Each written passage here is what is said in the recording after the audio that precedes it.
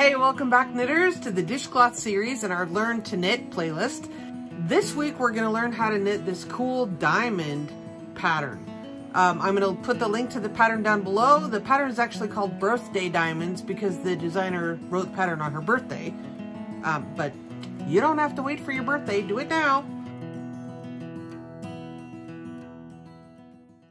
The reason I chose this pattern is because it looks really a lot more complicated than it really is. It's fantastic, and it really illustrates what you can do with textures and just knits and purls. So the link to the pattern is down below. Get that up on your screen and let's get started. Okay, we're starting with a long tail cast on, same as we have been for the last couple of weeks. So if you need to see how I'm doing this more slowly, I do have a video specifically about the long tail cast on that I'll link to in the upper right hand corner. Okay, we're going to cast on a total of 42 for this particular pattern. I think this will be a good exercise in not only chart reading, but also just practicing knits and purls and all the various textures and patterns that you can accomplish with that. I think there's a lot to be gained by learning to just be comfortable switching between knitting and purling. All right, I finished my cast on, and I always, I'll say it again, always double check my cast on number and make sure that I've cast on the right amount. I always double or triple check it just because it's worthwhile to do that so you don't mess anything up and start off on the wrong foot or on the wrong needle, as the case may be. So the first five rows just indicate we're knitting because we're going to have some garter stitch edge. So you've already learned how to do that. So we're just going to knit back and forth for 5 rows. So when you count them, just keep in mind, either make hash marks on a Post-it note or whatever, use a stitch row counter, whatever you need to do. But I usually just count my rows in this kind of situation. And I just make sure that you're not necessarily counting your cast on row. And you can tell you're a cast on row because you have your kind of purl bump in the beginning, and then that first V is your cast on row. And you also know that we're knitting in garter stitch, so we're going to have ridges. So let me do that, and then I'll show you how we'll count it if you're not inclined to make tally marks on a piece of paper or use a stitch row counter. One thing you can also take note of here at the end of our first row is the tail of our work is on the right when you are on the right side, or when you're knitting an odd numbered row, in this case for this particular pattern. Now that's not always the case. Generally, it is true that patterns begin with row 1 on the right side, but not always. So be mindful of that, but the tail is on the right when we're starting on the right side on the first row. So now we're going to turn over and we're knitting row 2 and our tail is on the left. So you can kind of keep track that way as well.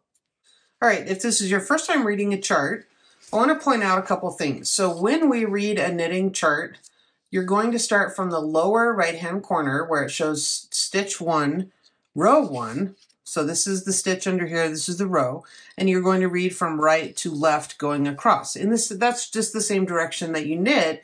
You start on the side of the needle and you move across, right? So then when we get to row 2, on this side, we're going back the other way. And if you'll notice here, the dots mean that on the right side you're purling and on the wrong side you're knitting.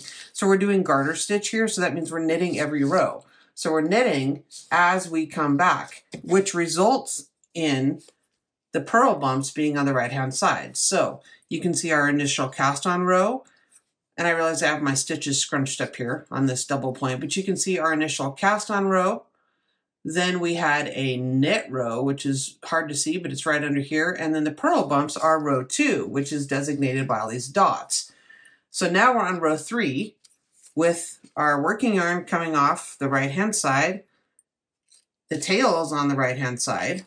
And so we're going to do row 3, which is knitting all the way across. So when you're knitting back and forth a flat piece, you do the exact same with the chart, where you go from right to left, and then you go up and you come back like this, and you read the chart from left to right when you're knitting on the wrong side of your work. And same. Now, if we were knitting in the round, we would always read the chart from right to left, because you're going round and round, but not when you're knitting back and forth. If you want to get more in depth about reading charts, I do have a video for that I'll link in the upper right hand corner here and also down below in the video description. And we'll get to this shaded part and the repeats. We'll get to what all that means in a moment. You can also just read the description up here, but I chose this pattern because I thought it'd be a good introductory one for you to learn how to read a chart as well as following written instructions. Now, when you get more comfortable with charts, you'll probably prefer them. Some people don't. Some people choose to go with written instructions for their whole knitting journey, and that's totally fine too. I prefer charts because it's easier for me to keep my place. I just usually use a Post-it note, and I don't particularly have one here at the moment. However, I'll use a piece of painter's tape that can be stuck and restuck, or a Post-it note. And I always cover the rows above so that I can see how things are stacking together. For example, this looks like a diamond and I want to see what's come before. So I would move my card or my Post-it note up and I can see how the stitches are building on each other. If you cover up things like this, you can't really see what's come before. In the same way that I want to see how it correlates to the stitches that I've already knit as things build on each other. So if you can, try to get in the habit of using a Post-it note and you're highlighting, you're knitting what's right underneath the edge of your Post-it note or your card, or they have magnetic boards that hold your paper and then have a magnetic bar that goes across, or a knit companion or whatever it is you're using, but you get the idea. Okay, we're beginning row 6, where we knit 3, and then we're going to begin the part in the parentheses. So if you're following along with the written directions, you knit 3, then we're going to knit 4, purl 1, knit 4, and complete the part that's inside the parentheses 4 times. So when you're reading knitting instructions, punctuation is important, and so are parentheses and brackets. So be careful about that. So you want to knit 4, purl 1, knit 4, and do that sequence 4 times, and then end with knitting 3 on the other end of your garter stitch. Now the way that you know that here, when you look at row 6 on your chart, we're headed back the other direction. We knit 3, and then we're going to knit 4. So these darker lines or red lines is where the repeat is between. So we knit 3 and then knit 4, have a purl.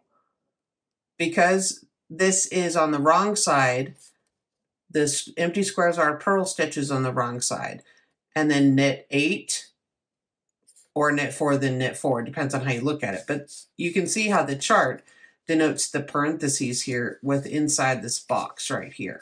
Okay, knit 4, purl 1, knit 4, knit 4, purl 1, knit 4, and so forth until you get across to the end. So make sure you read the notes up here. Be sure to let me know if you have any questions. And feel free, if you're not comfortable with the chart, you can absolutely just follow the written instructions as well. All right, so I've knitted 3. Now I'm going to knit 4 more and do my purl. When we do the purl, make sure you remember to bring your yarn forward, bring the yarn to the front, come in from the back, wrap counterclockwise and push that through to do your purl, and then make sure to take your yarn to the back again before you begin your knitting. Now we're going to knit 4, and that finishes the first part of the parentheses. And let's just take a look and read our knitting here. There's my purl bump right there, but I have only knitted 3 because I was talking. I need to knit 1 more. So if you can learn to read your knitting, you can double check yourself. You can see that that's plainly that purl bump right there in the middle of that sequence inside the parentheses. So now I'm going to do that again. Knit 4, purl 1, knit 4. You can also feel free to put stitch markers between your sets if you want to do that.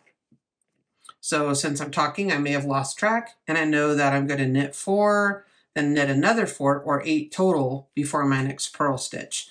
You can totally put stitch markers between your sets. Your stitch marker would then denote where the parentheses are. So I'll leave that up to you, but that's definitely a helpful thing to do when you're learning. All right, now we're going to turn our row and begin row 7 by knitting 3. We always begin by knitting 3 because that's what's creating that frame or that garter stitch edge around our work. So we're going to knit 3, and then right away we're going to purl 3. Now, row 7 is on the right side of our work. Remember that?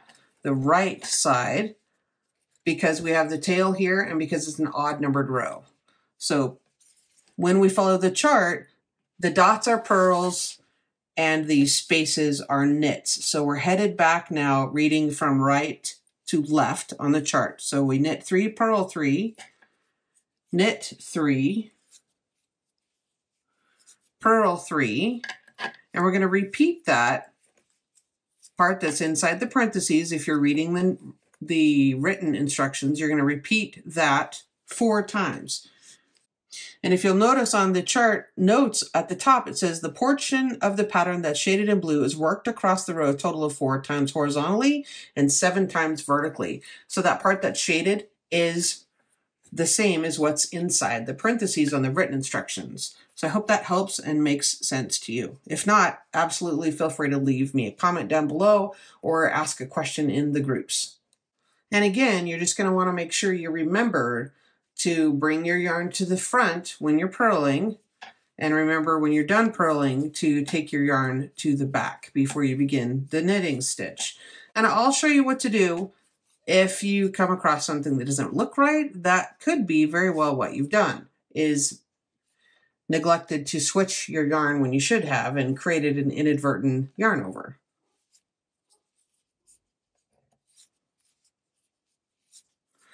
So let's just take a look here. If I forget to bring my yarn to the front and I go start purling from here, I'm going to make an extra yarn over. See that wonky bit right there? That's not going to go well. And that's going to mess me up when I get to the other side. But I'll show you what you could do to fix that if it happens. Okay. Actually, I'll just show you what to do if it happens on this side too. So we're going to finish out our row by knitting 3 and turning our work. And then again, we're going to start the next row, row 8, by knitting 3. And then we're going to notice our mistake.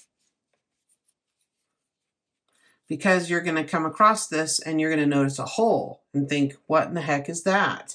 Now you can go ahead and tink back if you want to, because it's not that far back, or you could just let that go, but it is going to make that enlarged stitch like I showed you in the last video. So if I were you and you notice a mistake like that, plus you can also clearly see this one, I would go ahead and tink that back so that your tension isn't wrong. So again, when we're tinking, you go into the hole in the stitch below what's on the needle and just simply take that out.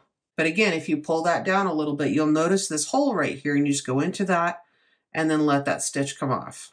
Okay. And now you know to take that back. Well, leave it to the front right now so you can see where the hole is below to take off those purl stitches as well. We're tinking, we're just going in right there. And then you can tell that that's just going to pop right off. And you know what the problem was, is that we didn't bring the yarn forward. So just try to be mindful of switching the yarn from the front to back when you're going from knits to purls, and vice versa, taking your yarn to the back when you're going from purl to knit. Okay. And if you find yourself with extra stitches, that could be why. Okay.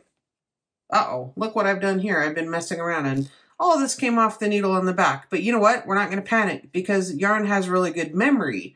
What I mean by that is, see how those loops just hold their shape? It's totally okay. Just push them back on there. Or better yet, don't be like me and use double points where you're mashing everything on. I could go get a circular needle, or I could go use a longer straight needle. And that'd probably be smarter. Things are looking pretty good here. I'll just probably carry on and knit this until it's pretty much square. And then just following the instructions, I'll knit my last garter rows and do the standard bind off, which I'll show you when I get there. Okay, things are looking really good here. I've finished with row 6, and then I just did the garter stitch rows that the pattern called for, and now I'm ready to bind off. So as you'll remember from before, I'm just going to do the standard bind off, which is super simple. You just knit the first stitch and knit the second a little bit loosely, and then pull that first one over the second.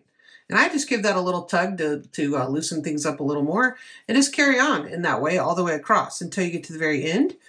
And then you just snip the yarn and pull it through, weave in the ends, and we're done. There we go. See, I missed that because I was talking. Okay, we've gotten to the end, and there's the last stitch, which I'm going to pull that through a little more so I don't lose it. And then I'm just going to trim this off 3 or 4 inches away. Go ahead and pull that all the way through. And then I'm going to weave in this tail, you know, down that garter stitch edge. So there we go. Okay, knitters, I hope you're enjoying this series. Next time, we'll pick a little bit more complicated dishcloth. Leave me a comment down below and let me know what techniques you'd like to learn next time. I'm kind of debating between either cables for this next week or a simple lace pattern.